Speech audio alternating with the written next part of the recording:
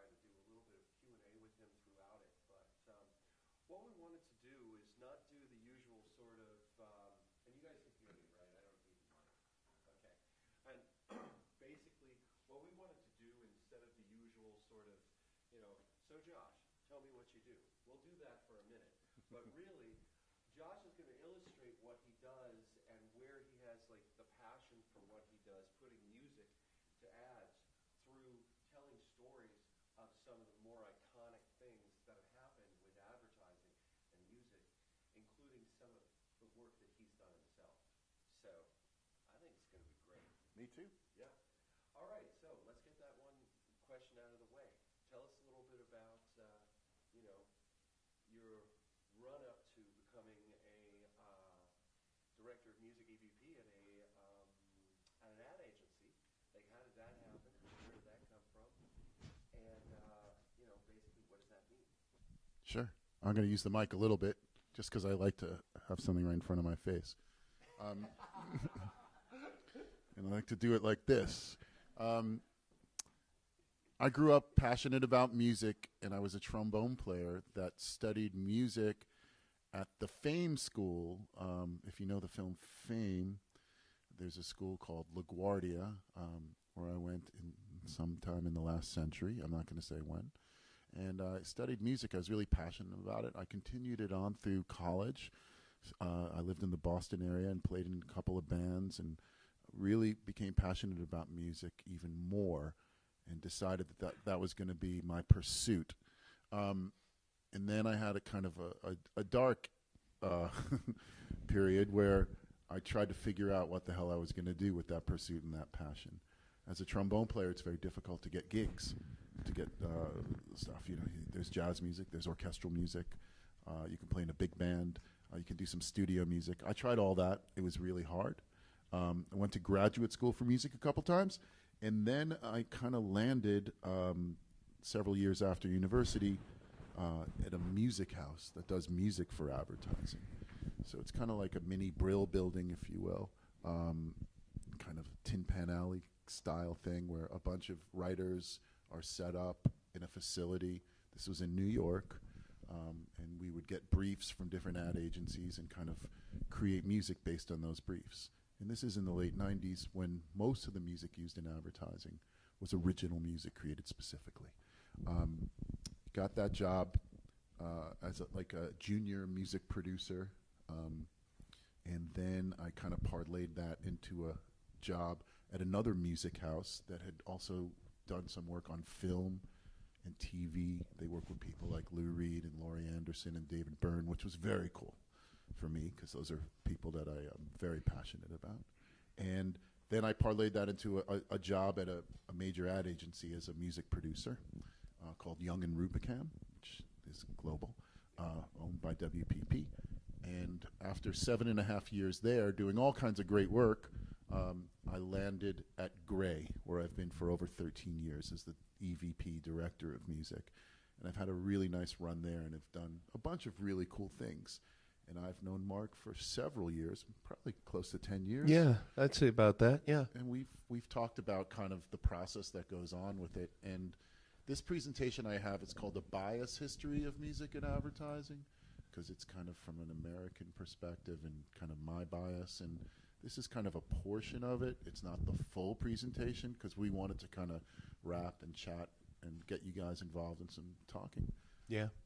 And that's one of the things, like, I want to say in this, especially since, we'll probably have some more people in the next 10 minutes or so, but, I want to make this as interactive as possible. I think Josh wants to as well. So if there's anything while Josh is talking or we're talking and you want to just ask a question, feel free, just raise your hand and we'll make sure that, we add you to the conversation. Awesome. Cool. Now, one question I had for you, and then we can go to the presentation, but I was just thinking about something you said. The industry transition from being really jingle-centric. Everybody knows what a jingle is, right? Raise your hand. Okay, good. Everybody knows what a jingle is. Basically, kids like Kicks for What Kicks Has Got is the first one that came to mind for me. This Bud's for You. Yeah, exactly. And it's just a sort of a combination of a song and sonic branding. So it's an elongated sonic brand, you know, and it also tells a little bit of a story. And I was always a big fan of jingles personally. This is my personal thing. I always thought, wow, they're great earworms, and you know they can be really witty if they're good. But there was a certain like sort of tipping point where jingles stopped being cool, and using original, more interesting music or bespoke music that you know really sort of you know isn't as hokey, let's say, became the rule. Now, when did you see that happen, and why? It kind of happened around 1999, 2000 when it really took. It had been happening for years where people were using kind of music that was relevant in culture. Yeah. Some of the film directors, Dennis Hopper and Easy Rider, started to use music that was really relevant in culture. Directors like Martin Scorsese was using music in a lot of his films. He's, to me, the greatest filmmaker. Yep. Rather than having it scored, advertising kind of followed suit slowly. But in the late 90s, a couple artists were licensing their music like crazy, and there was a lot of traction that was happening. So Moby, for instance, Yep. probably nobody would have really heard of Moby unless... You basically heard of him because he licensed his entire album, Play, to music and to media.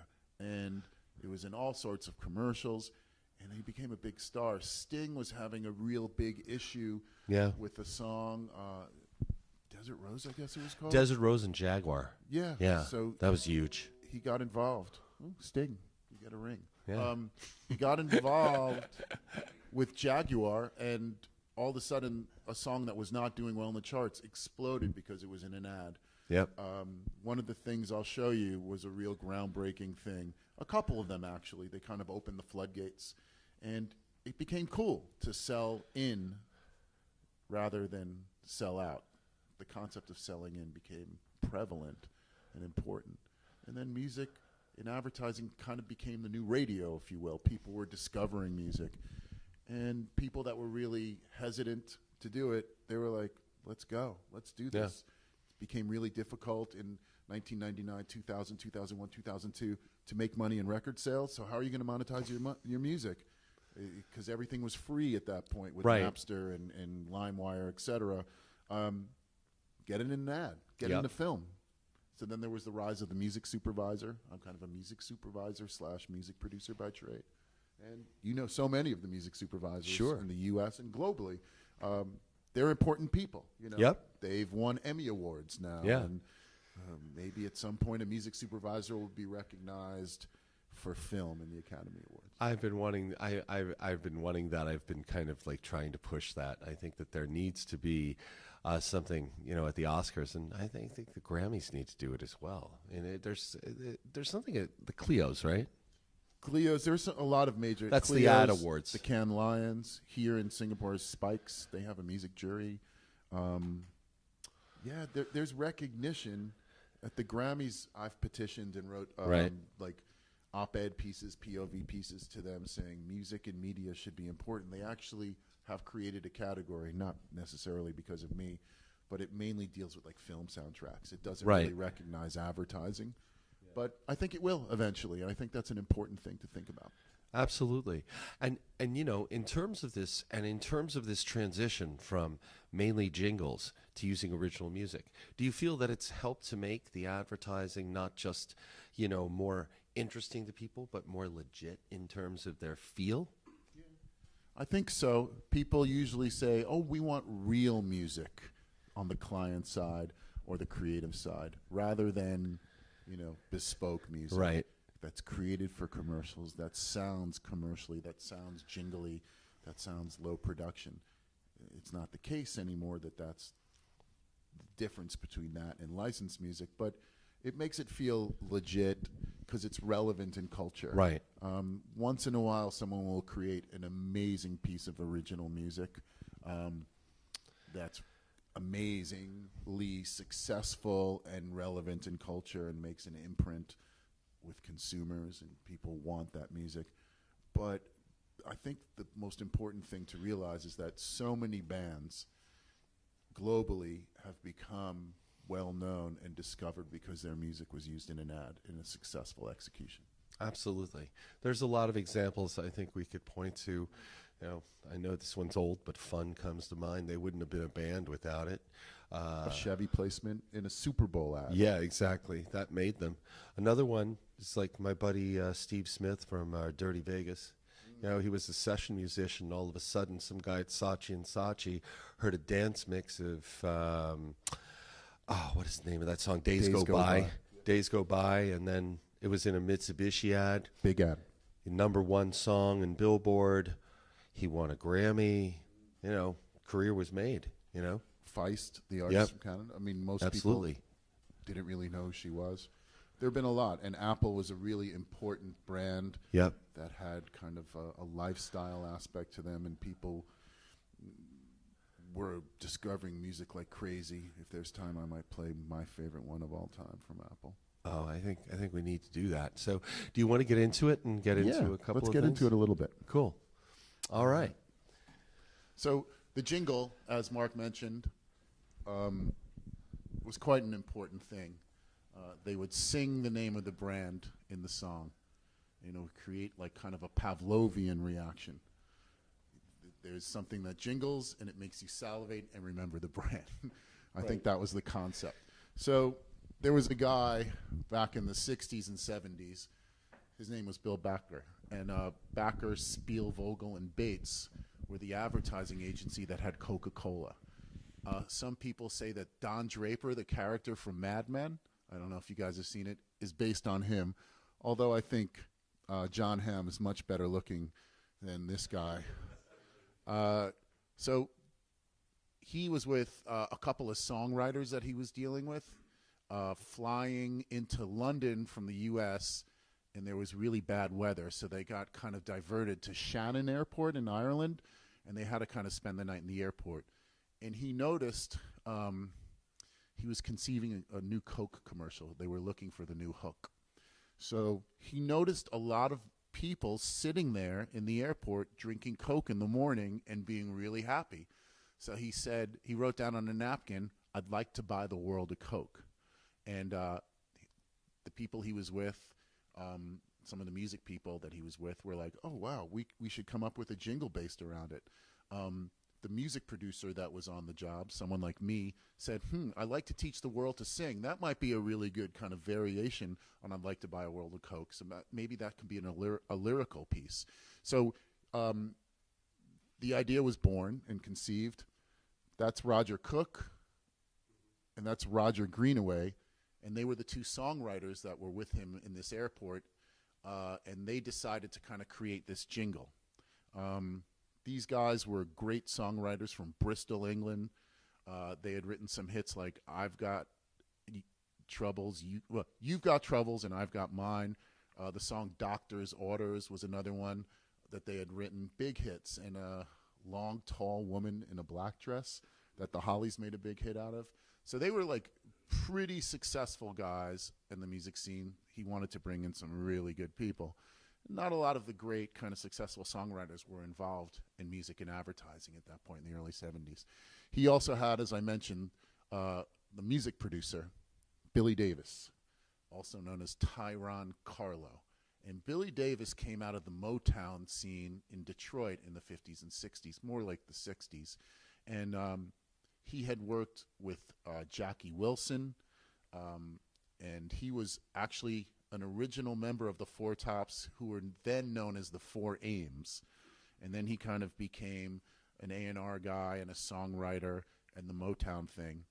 After that, he left to go to Chicago and work at Chess Records when Chess was kind of moving out of the blues thing and into kind of the R&B thing. And he worked with Fontella Bass, who's there. Does anyone know Fontella Bass's big hit? "Rescue Me." Everyone thinks it's Aretha Franklin that sings it. But he wrote and produced that song. He also wrote and co-produced the song "Lonely Teardrops" for Jackie Wilson. So he had a great kind of history. This is what he looked like as a music producer in the 70s. and they worked on this amazing song, I'd Like to Teach the World to Sing. What was cool about it was after the commercial was released, people were like, dude, you got to make a full-length version of this song because people are calling our radio stations. The brand was getting calls. The advertising agency was getting calls. And there were two groups that got involved in this. First, it was the New Seekers, who actually recorded the jingle version of it, which I'll play in a second. But they weren't available. They were on tour when people were encouraging Billy Davis to record the full-length version. So he found a group called the Hillside Singers, and he put them together. They were kind of a group of jingle singers, session musicians, and they did a version of it, and that charted first. Then when the New Seekers came back from tour, he had a version of them, done by them. So they both charted in the Billboard charts in the U.S. In the U.K., it went to like number 4 that year. In the U.S., I think it went to like, I've written down some notes on it. I can't remember. Hillside Singers was number 7 in the U.S., and let's see what it says here. And the New Seekers, number 1 in the U.K. for 4 weeks. So pretty substantial success on this. And it was kind of the biggest jingle of all time, arguably. And let's see what it sounds like. I'd like to buy the world a home and furnish it with love. Grow apple trees and honey bees, so white purple doves. I'd like to teach the world to sing. Sing with me. Perfect harmony. Perfect harmony. I like to buy the world a coat and keep it company. And the real I like to teach the world to sing. Today on the harmony. I'd like to buy the world a coat and keep it company. It's the real thing. What the world wants today. It's the real thing. What the world wants today. It's the real thing. If any of you have watched the series Mad Men, that might be familiar to you. If you haven't, I won't spoil it for you. That was a very expensive commercial in 1971, probably the most expensive commercial up to that time. Probably one of the most successful, though, right? I mean, it was really iconic, and for a generation. I mean, I remember it as a kid, like just it's stuck in everybody's mind. Everybody knows it from that generation. It's actually a decent song. It's a little cheesy, and there's a lot of coke in it. But they took the word coke out, and they had these 2 hits, and that's evidence that it was relevant in culture. Do you think that it was the first commercial in the U.S. that was really pointedly trying to be multicultural? I mean, you see that they clearly are trying to identify this guy's Indian, this person's from East Asia. Good point. Time in American television? I'm not sure if it's the first time, but I think it was the most successful execution. I bet you some people tried to do it in the 60s in the U.S. and globally. But, early 70s, this one I think was the most successful. I can find out a little more information about that. I'll let you know, because I think that's a really good point. What's interesting also about this is it's considered a jingle, and that was created specifically for Coke. But in my research, I found out that actually Roger Cook and Roger Greenaway had already had a song written that they adapted for it, and I don't think a lot of people know. Pretty cheesy. Check it out. Let's see.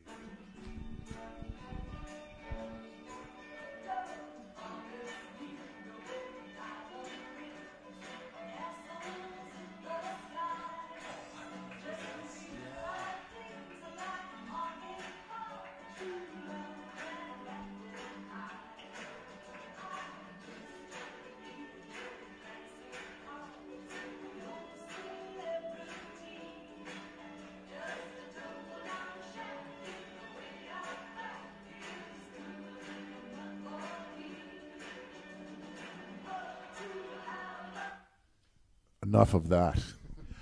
Wow, that looked like a scene out of Hairspray. Kind of lame. Yeah. But they reappropriated the melody, And it was a super success, but not originally conceived for Coke. Love that. So this is another kind of groundbreaking execution. There's a band you may have heard of from Liverpool, England. They're called the Beatles. They've had a lot of success. And never heard of them? Yeah. In 1968, they released the White Album, and this song was on it. And Nike really wanted to use this song in an ad. And the Beatles had never given permission for anyone to use their song in an ad. But Yoko Ono did give permission when asked by Nike. She wanted a new generation to know about her husband's music.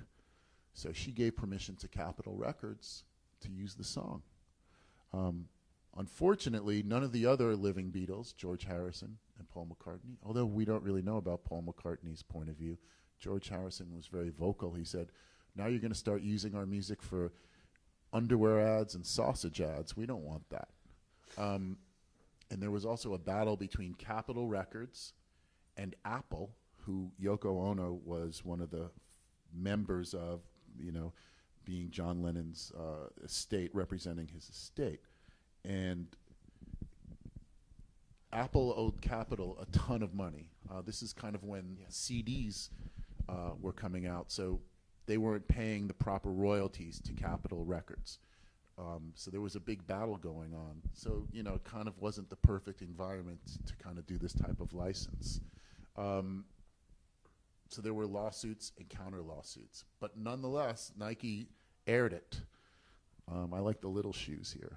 I think they're really cute. Those are a nice touch. The director, Paula Greif, and Peter Kagan, I guess is their name, they were big music video directors at the time.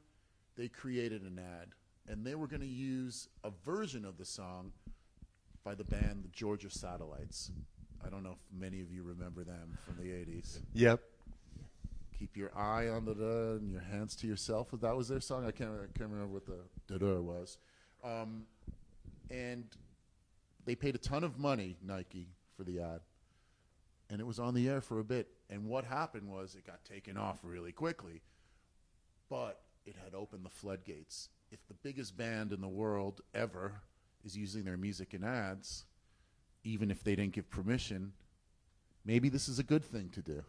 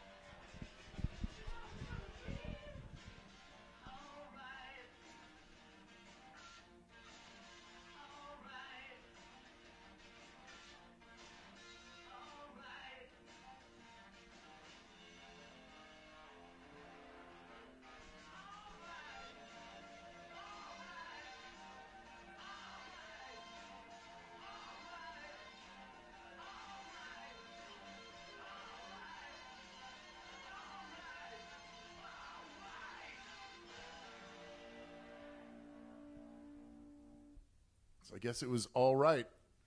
Yeah, indeed. I mean, that was kind of cutting edge for 1987. But as I said, it opened the floodgates, and people were like, if the biggest band ever is doing it, maybe we should do it. Maybe we should license the music.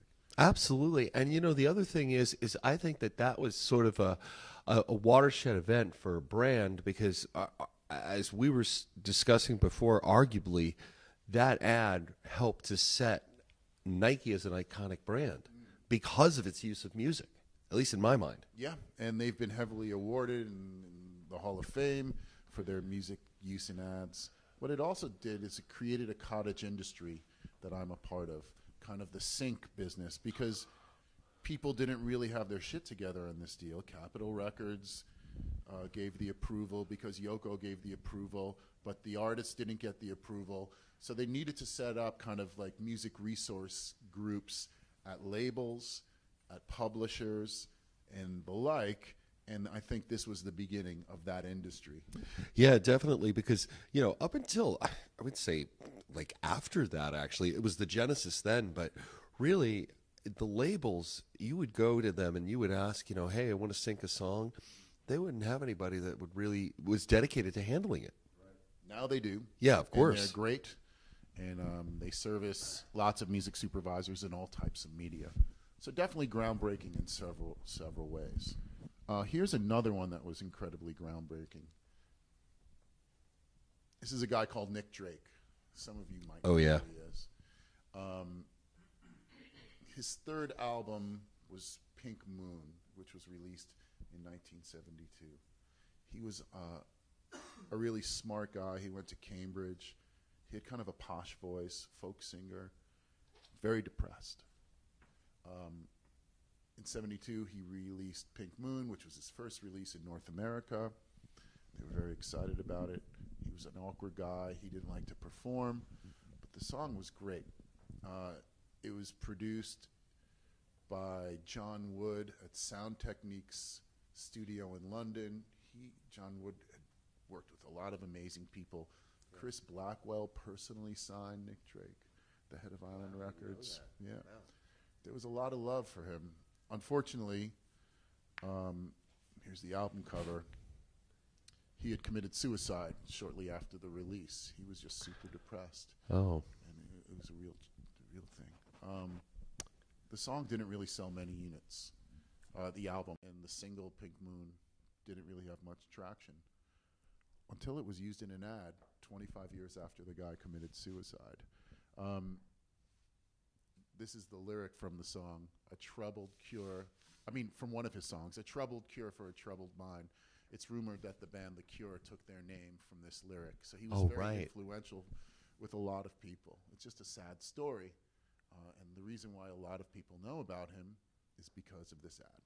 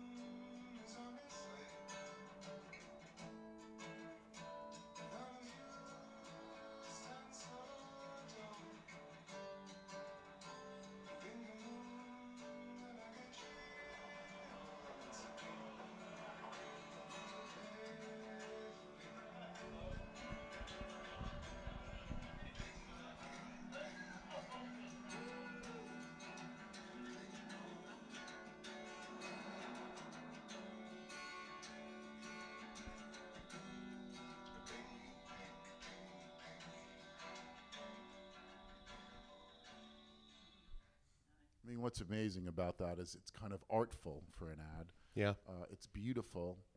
And because the music was so great, a lot of indie artists were reassessing the role of music in advertising for their careers. And also the fact is that when that came out, before that came out, the album Pink Moon had probably sold 6,000 units in the U.S. And then in 2000, when it came out, this was also the first ad ever used on the internet by Volkswagen. Oh, wow. And they're a great iconic brand when it comes to music. Yep. They've had a lot of amazing executions historically. He sold 255,000 units shortly after the release. So a lot of independent people were paying attention, and that reassessment was in full play. So selling in was more important than selling out. It was an opportunity, and like some of the things we mentioned in the preamble, many artists were starting to break through because of this. Yep. And that one is just such a really interesting ad because it sort of shows a real change in the tone of the music that's being used, much more subtle. Yeah. And his career took off, even though he was, he was gone.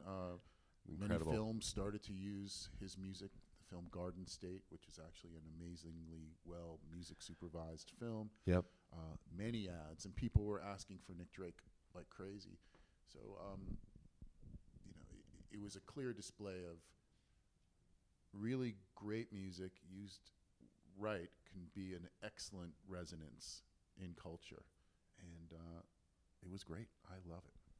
Oh, that really is a great commercial. And you think to yourself, like, how did they come up with the idea of using that song? Because it's a little bit out of it's a little bit out of the center, of where you would think, like, okay, somebody's going to use a song that's really well known. This one is more, something that's a little bit arcane, something that people won't know automatically, but it just fits so right. Yeah, I think it added to the mystique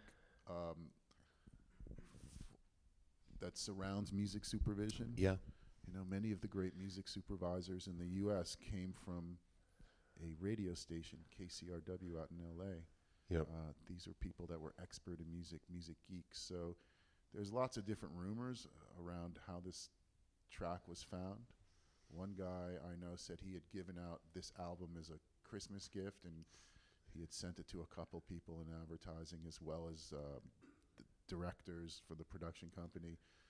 One of the creatives who I know said, "Oh yeah, it's just someone I was a fan of, and I just always wanted to get his music into an ad, and it just seemed right." We're not really sure, but Right. the mystique of a music supervisor really got highlighted. That's really cool. And also, you name check KCRW.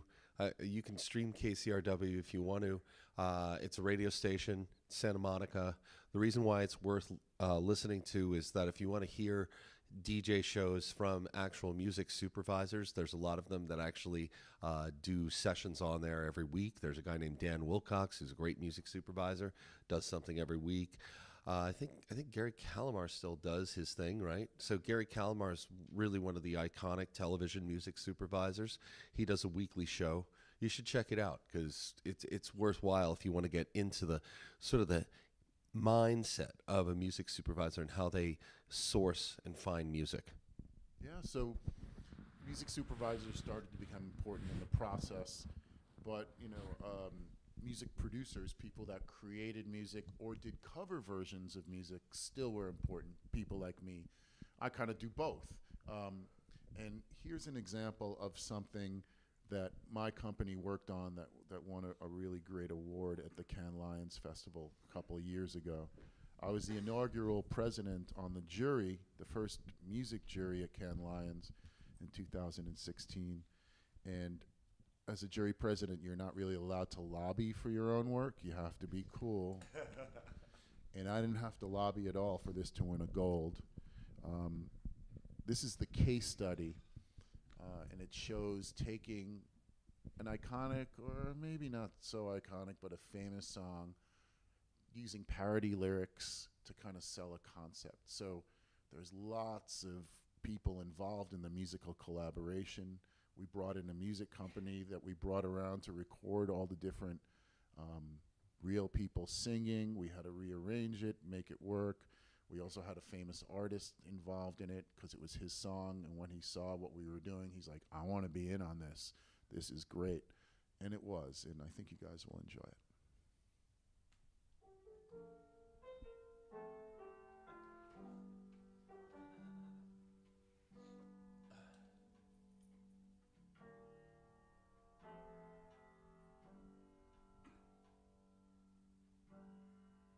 There is a new Super Bowl ad for the NFL. It's got everyone talking. It features singing choirs of children and adults who were born 9 months after their local teams won a Super Bowl.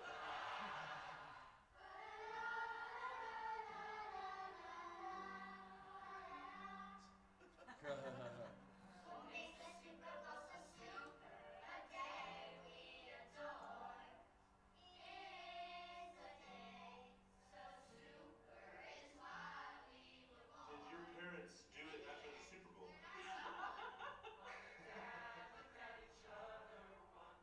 I was a Super Bowl baby. She's a Super Bowl baby. She's a Super Bowl baby. I'm Seal. The kids I was singing it with, they're fantastic.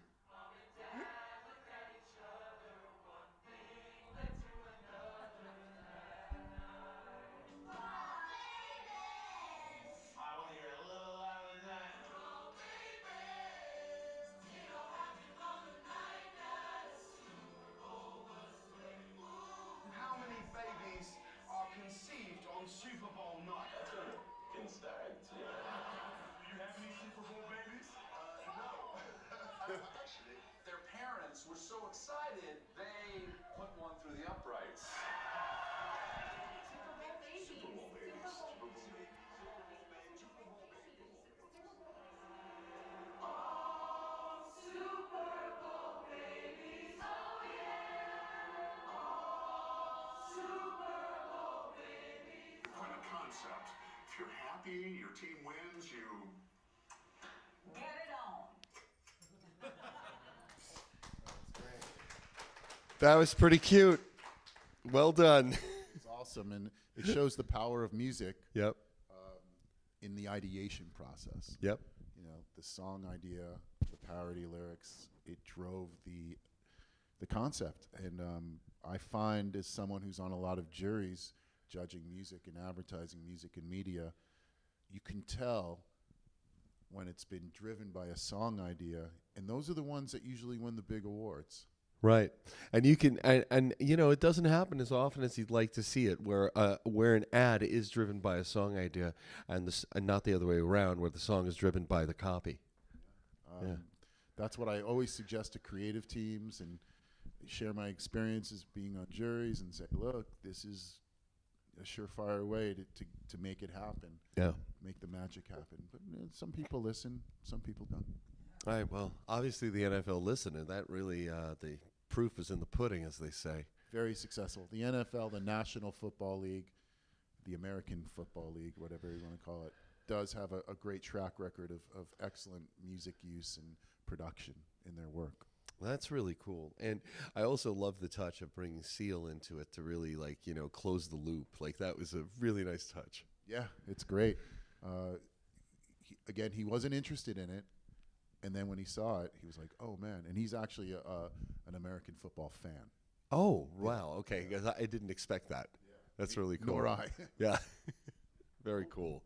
Do we have time for a Yeah, couple let's more? do a couple more. Okay, cool. These are fun, right, Yep. guys? Yeah, it's great. Yeah.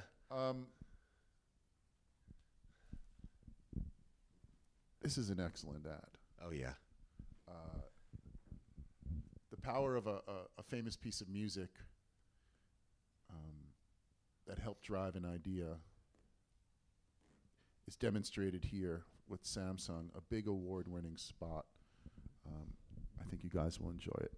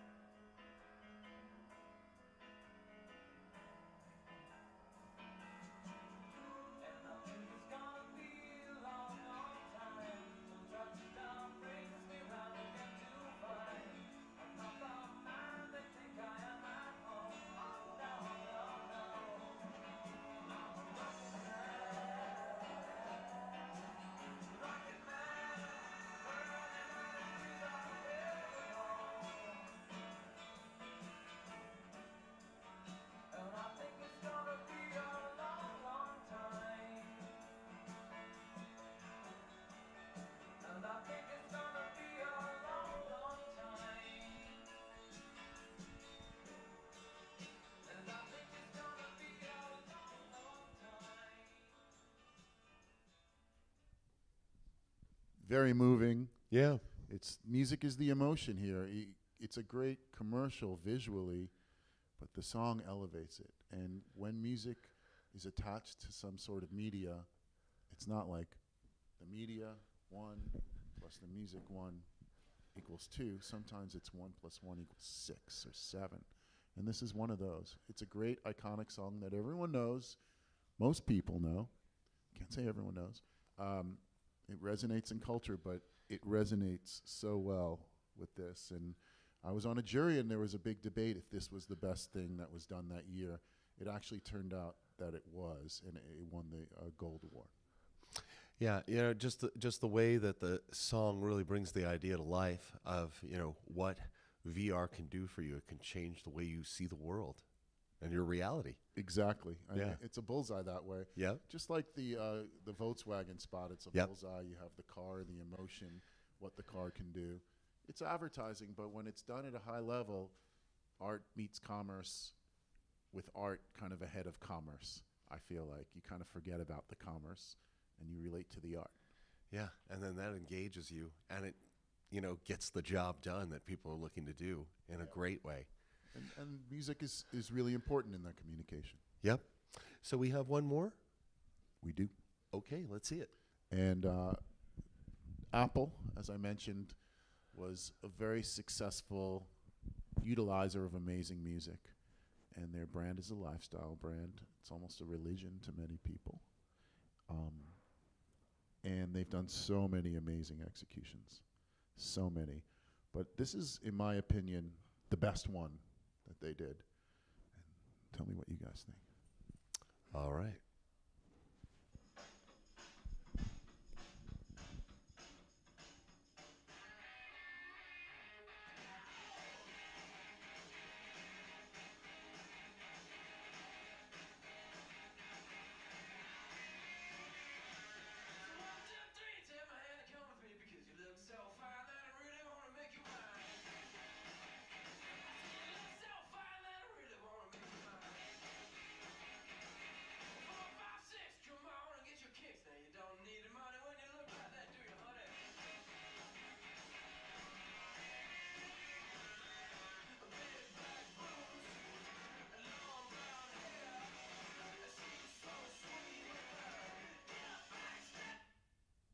Interesting edit. Yeah, right? That's a band from Australia, Jet. They propelled onto the scene because of that. There are so Yeah. many amazing executions from Apple. But I think, in my personal opinion, that's the best one. It just enhances kind of the product. It resonates with the product, and it makes everyone want the product. It just makes you say, wow, an iPod would be really fun. I want an iPod because I want to have fun. Exactly. And it's exuberant, and the music's exuberant. Yeah, it really is. Yeah, it just really just does exactly what Apple wanted. It's like amazing visuals, amazing concept, and great music. Yep.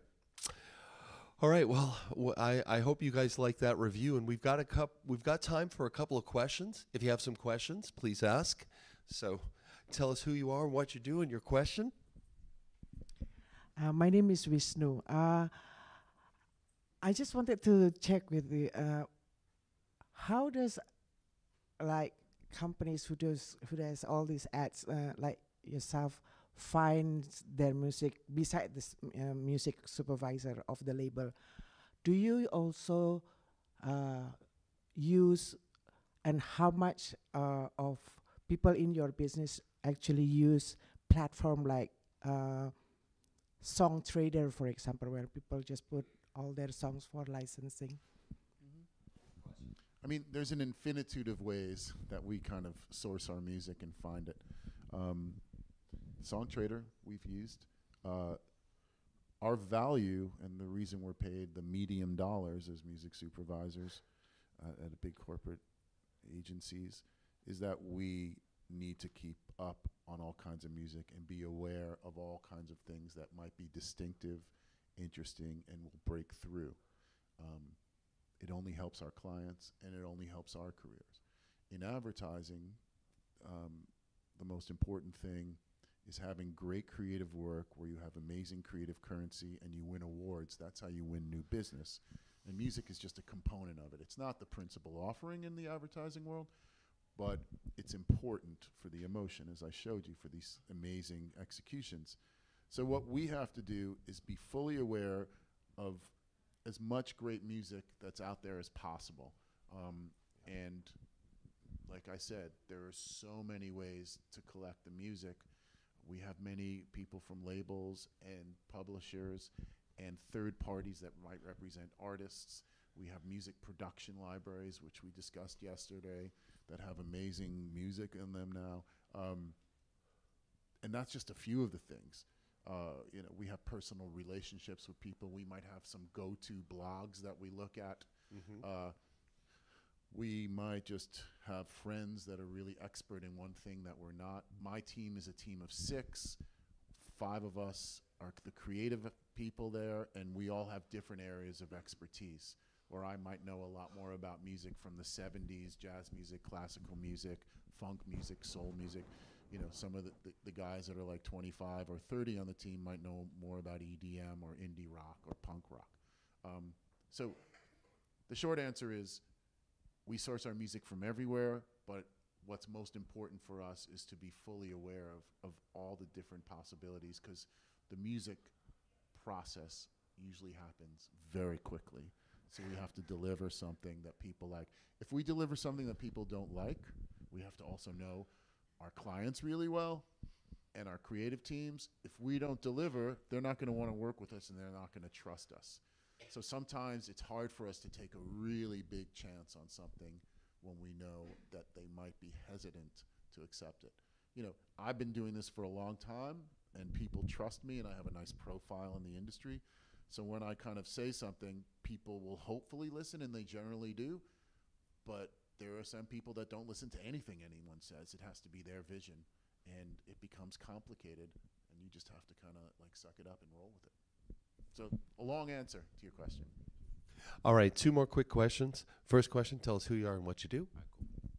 My name is Cameron. I'm a recording artist and songwriter. I'm one of the artists that performed here at the Music Matters portion. So I've had a few of my songs in the past licensed to like reality TV shows, like just instrumental tracks, so like some smaller stuff. And my question was, do you find it's more common that you will sync a song that was written just on its own, as its own kind of entity, or something that was written for the specific commercial itself? Like, which is more common that you guys experience? That's a great question, and it comes up a lot. When I first started in the business, it was probably 90% original music created originally, bespoke, custom made for the spot. But now I say it's probably 50-50. There still is a need for someone to create a track that helps to tell a story. Excuse me. A beginning, a middle, and an end. You can't always find that in music that exists. And then people want music, excuse me, that's relevant in culture. So it happens that it's, these days, 50-50, which is cool. It's good, better odds than 90-10. All right, our last question, unfortunately, because we can go on. Okay, well, we got 2 more questions here. So, all right, Tony, you go ahead. Josh, how do you keep the business from being complacent?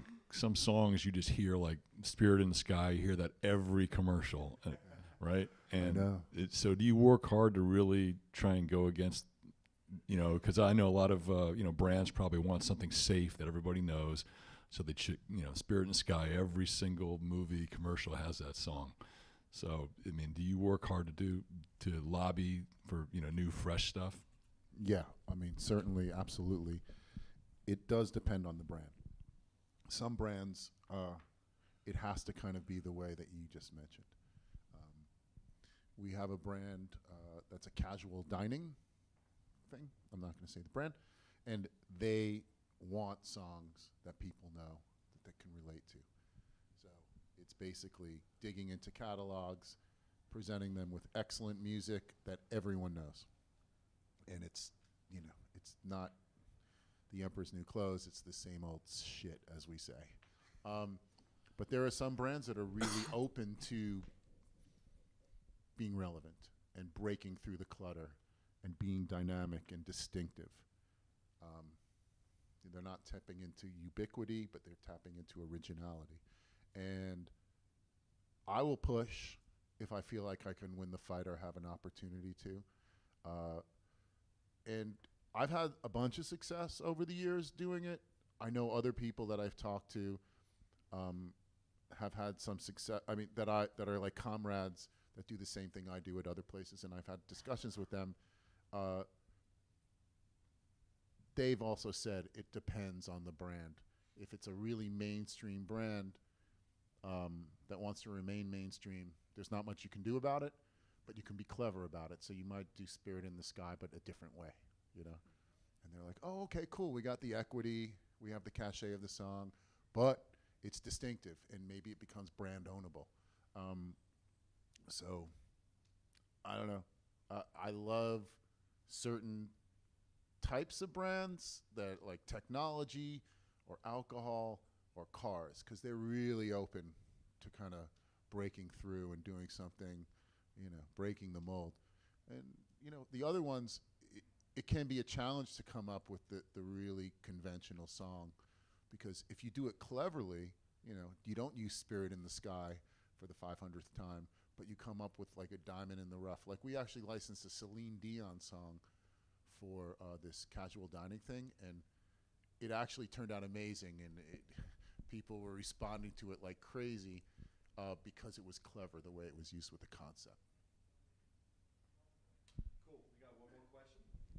Hey, so I just wanted to ask about, I guess, the proliferation of digital media and short form content, bumper ads on YouTube, et cetera, how's that really impacting the sync industry? And severely. And, how are you guys helping advertisers and platforms innovate with those sort of sync ideas? Budgets have been challenged because of kind of digital executions and the prevalence of social media aspects and stuff. So instead of doing something that's like super creative and distinctive, you can't, because the music budget might only be like 300 US or 200 US. But what's amazing is there are great production libraries and all types of companies, SongTrader, like that exist to help serve that kind of need. And I think that's the answer to your second question, is that people are being very clever about presenting platforms where you can get amazing music at a reasonable price. And if I was to invest in something forward, I would invest in music production libraries, premium music production libraries, and people that have amazing kind of platforms where you can get music from someone for a very reasonable price. I know someone that puts their music on a platform, I can't remember which one it is, and you give them your credit card, it's like $65. And he told me that his song was licensed 250 times in 1 year. It adds up. It's not the same as getting 30 or 40,000 US for an original piece of music. But he says, each year it's licensed several times. Some people will pay $65. Some people will pay $300. Some people will pay $10. It's just for like a personal wedding video or, something like that. But I think that's the future, and I think that's the adaptation. Yeah, cheers. Awesome. There we go. I have a mic. Okay. Awesome, Josh. Thank you so much. That was really a great presentation. Thank you. And with that, we close out our morning keynote here with Josh. And I want to thank all of you for being here. I hope that you have a great rest of day. I'll be seeing you here in this room later on today.